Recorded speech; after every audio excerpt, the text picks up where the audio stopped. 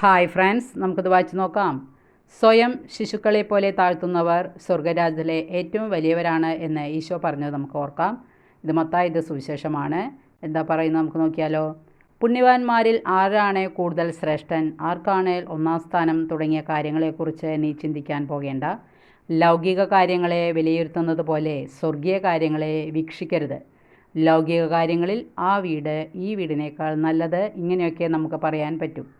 നിന്റെ അറിവിന് അപ്പുറമുള്ള സംഗതികളെക്കുറിച്ച് നീ ചർച്ച ചെയ്യാനോ തർക്കിക്കാനോ പോകരുത്.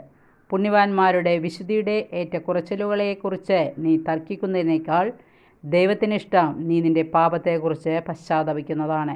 അതുപോലെ വിശുദ്ധരുടെ പ്രാർത്ഥന സഹായവും നിനക്ക് തേടാം. വിശുദ്ധർ അവർക്കുള്ള നന്മകൾ സ്വന്തം നേട്ടമായി കരുതുന്നതേയില്ല. നമുക്ക് പ്രാർത്ഥിക്കാം. ഈശോയെ, എളിമയിലും സമർപ്പണത്തിലും ജീവിക്കാനുള്ള കൃപ തരണമേ എന്ന്. Okay, thank you, by.